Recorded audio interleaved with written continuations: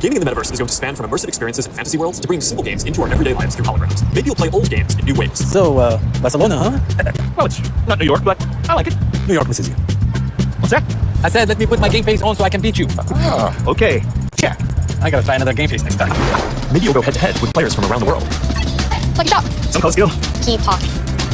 Or maybe you'll do things that aren't even possible in gaming today. Hey Mark, down for a VR foiling session? Now this is more my style. Classic look. All right, nice. Oh, nice choice, Mark. Ready to shred. All right, here we go. Whoa. Oh, hang in there, Mark. That's not good. Hit this section. Boom. All right, backflip.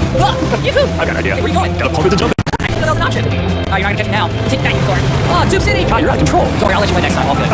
Oh, that was a close one. You wanna go again? Maybe later. I'm gonna need a lot more sunscreen though. Oh man. Well, gaming is how a lot of people are going to step into the metaverse for the first time. It already has some of the most fully built out digital goods, the most active creator and developer communities, and major platforms like Epic are working to build out the metaverse, starting with gaming.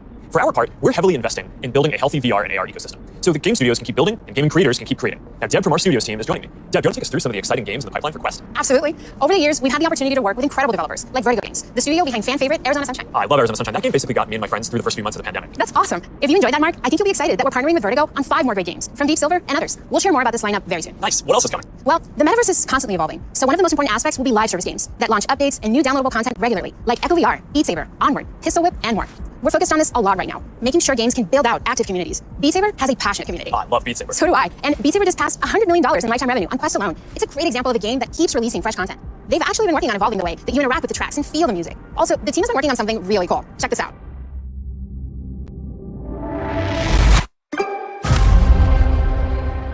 I can't wait to play this. And they keep partnering with incredible artists to release new music packs all the time. Did you play the Billie Eilish music pack last month? A little more than I should have. I probably should have been working more on this metaverse presentation. Well, they have a great lineup of artists for 2022. And there's one more epic surprise before the end of the year. So stay tuned. Okay, have you played Population 1? I mean, yeah, I love the game so much. For those who haven't, Population 1 is a thrilling battle royale that is only possible in VR. Since its launch at Connect last year, it has become one of the highest earning games on Quest and the biggest multiplayer FPS on the platform. You can have up to 24 people in at once for a match. We're super excited to keep launching big updates, like an all-new Autumn event later in November and a Winter Wonderland update in December.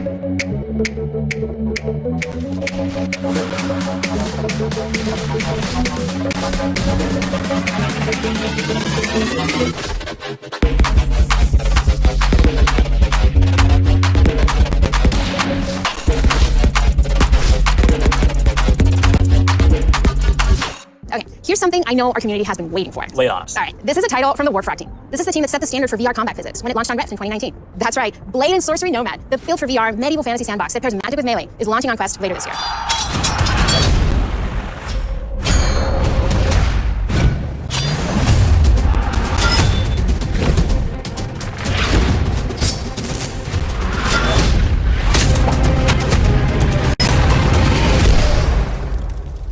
For more gaming updates, look out for the 2022 Oculus Gaming Showcase. It's going to be loaded with news you won't want to miss. But Mark, I believe you have some news for us as well. Yeah, I have to say, it's really impressive to see this lineup come together over the last few years, but there's one project that I'm really looking forward to. Yeah, this is one of the all-time greats, and we've been working for years to bring it to Quest. I'm excited to announce that the Rockstar Games classic, Grand Theft Auto San Andreas, is in development for Quest 2. This new version of what I think is one of the greatest games ever made will offer players an entirely new way to experience this iconic open world in virtual reality. That's it, Mark. I'm moving to the metaverse. All right, thanks, Deb. This is going to be amazing. Now, a lot of the most interesting games out there take advantage of how you can move around physically. Being able to look anywhere, move freely, it's just a fundamentally different experience from staring at a screen. This quality of being physically embodied and able to interact with the world and move around inside it, that opens up some completely new experiences that didn't really make sense before on 2D phones or computers. And one example that we are seeing take off is fitness. And speaking of that, I think it's time for my workout. A lot of you are already using Quest to stay fit. It lets you work out in some completely new ways. It's kind of like a Peloton, but instead of a bike, you just have your VR headset, and with it you can do anything from boxing lessons, to sword fighting, to even dancing. You'll be able to work out in new worlds, even against an AI.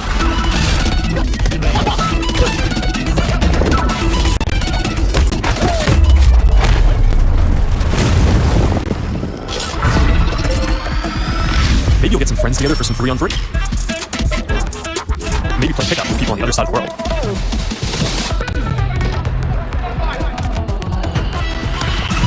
Or imagine your Facebook cycling group does an AR charity ride. Let's go. Complete with a leaderboard. Maybe you'll be able to train with the best, like you're right there with them. Like Lee Keeper, Olympic gold medalist. On guard. Fence. Don't be scared of that. You seem like a natural. Whoa, all right, that's a little too realistic. See you later, Lee. That was fun. Good job, Mark. And that's what fitness will be like in the metaverse. Now, I think we're going to see a lot more unique experiences emerging around fitness that take advantage of the full immersion and interactive training. Speaking of which, Supernatural just added boxing to its lineup, FitXR has new fitness studios coming next year, and Player 22 by Rezzle, which is currently used by pro athletes, is adding guided and hand-tracked bodyweight exercises soon. We're making a fitness accessories pack that makes Quest 2 more comfortable with controller grips for when things get a bit intense and a facial interface so you can wipe the sweat off of, making your sessions more comfortable. And that's all coming next year. But enough with the fun and games. It's time for everyone's favorite.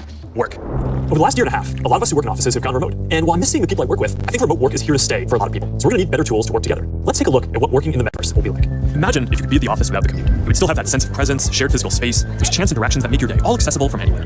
Now imagine that you have your perfect work setup and you can actually do more than you could in your regular work setup. And on top of all that, you can keep wearing your favorite sweatpants.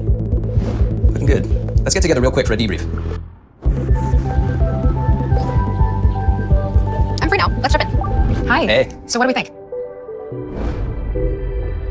Everything's ready. Great. I'll prep for the presentation. All right. Good luck. Imagine a space where you can tune out distractions and focus on the task at hand. And when you're ready to share what you've been working on, you can present it as if you're right there with the team. Wait, where's Mark? I think he's in the middle of something.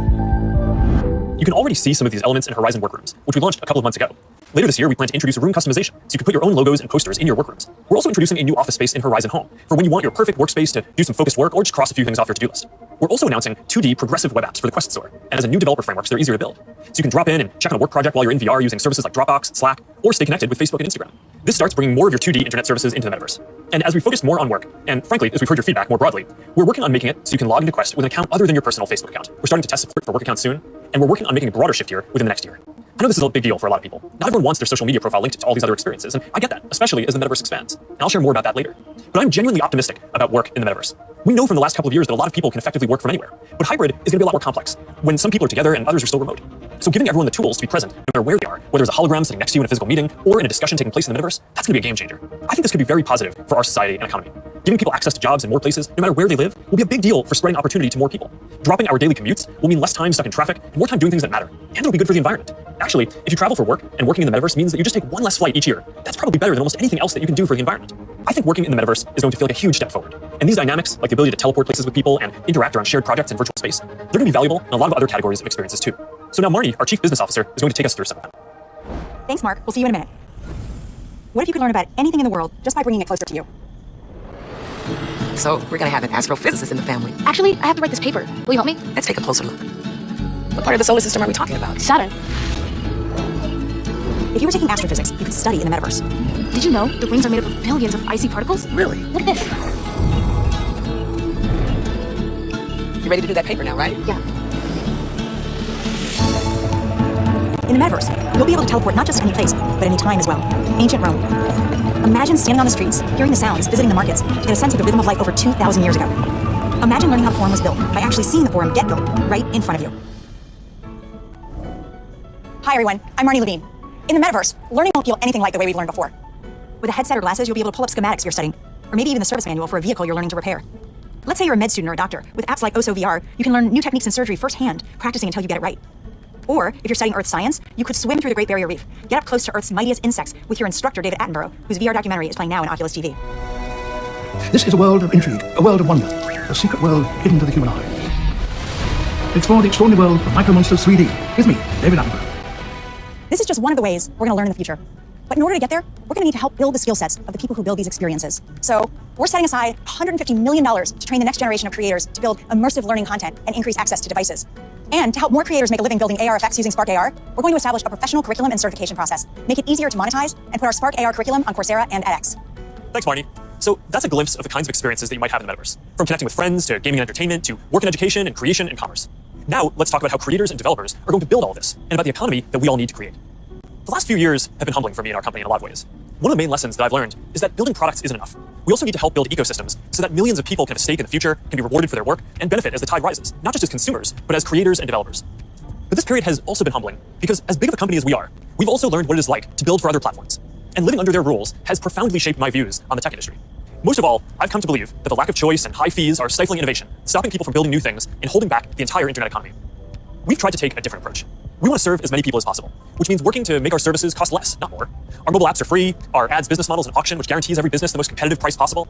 We offer our creator and commerce tools either at cost or with modest fees to enable as much creation and commerce as possible. And it's worked. Billions of people love our products. We have hundreds of millions of businesses on our platform, and we have a rapidly growing ecosystem and a thriving business. That's the approach that we want to take to help build the metaverse too. We plan to continue to either subsidize our devices or sell them at cost to make them available to more people. We'll continue supporting sideloading and linking to PCs so consumers and developers have choice, rather than forcing them to use the Quest Store to find apps or reach customers. And we'll aim to offer developer and creator services with low fees in as many cases as possible so we can maximize the overall creator economy, while recognizing that to keep investing in this future, we'll need to keep some fees higher for some period to make sure we don't lose too much money on this program overall. After all, while a growing number of developers are already profitable, we expect to invest many billions of dollars for years to come before the metaverse reaches scale. Our hope, though, is that if we all work at it, then within the next decade, the metaverse will reach 1 billion people, host hundreds of billions of dollars of digital commerce, and support jobs for millions of creators and developers. We'll try to lay out how some of this commerce model will work, but I also want to be upfront about the fact that there's a ton that we just don't know yet. What I can tell you, though, is that we are fully committed to this. It is the next chapter of our work, and we believe for the internet overall. And our strategy and track record show that we will do everything we believe is sustainable to grow the community, the creator economy, and the developer ecosystem. And to tell us more about all that, here's Vishal, our head of Metaverse products. Thanks, Mark. As you said, our approach is to serve as many people, creators, and businesses as we can by keeping fees as low as possible and offering choice. As a company, we have been investing in commerce and creators for many years, but let me take a moment and explain how this will all come to life in the metaverse. For people, the metaverse will offer more choice than we've ever seen before, and most importantly, there'll be a real sense of continuity where the things you buy are always available to you. Today, much of what you buy on the internet is inside a single app, website, or game. You might buy a custom skin for your gaming avatar, but you can't take it with you when you move to a new space. In the physical world, that would be the equivalent of buying your favorite sports team's jersey and never be able to wear it outside the stadium. In the future, you'll be able to buy digital clothes for your avatar and then wear them in the metaverse more broadly. For creators, our goal is to provide a way for as many creators as possible to build a business in the metaverse. One thing we've learned from today's digital platforms is that we can't artificially limit innovation. We need to enable as many different types of creators as possible to unlock the best ideas. There will be many different kinds of creators in the metaverse. Creators who make digital objects, creators who offer services and experiences, and those who build entire worlds like game creators do today. We also want creators to have the biggest possible audiences. If a creator designs a signature effect to surround avatars, their fans should be able to buy it and then visit different spaces to show it off to their friends. Frankly, if a creator builds any experience, all of their fans should be able to enjoy it. Businesses will be creators too, building out digital spaces or even digital worlds. They'll sell both physical and digital goods, as well as experiences and services, and they'll be able to use ads to ensure the right customers find what they've created. Speaking of buying things, we're also exploring new types of ownership models and entitlements to ensure people feel confident that they actually own something. This will make it easier for people to sell limited edition digital objects like NFTs, display them in their digital spaces, and even resell them to the next person securely. In short, the metaverse will remove many of the physical constraints we see on commerce today and make entirely new businesses possible. While this is very exciting, the metaverse is all about co-creating. We're building this together with creators, developers, and entrepreneurs. So today, I've asked Jackie Aina to join me to start a conversation about what might be possible. Jackie is a beauty creator who launched her own lifestyle brand on Instagram called Forever Mood, where she sells candles with scents like cuffing season and partners with major brands on makeup props. So let's meet Jackie in her space. Here we are in this digital space, totally inspired by you and all the things that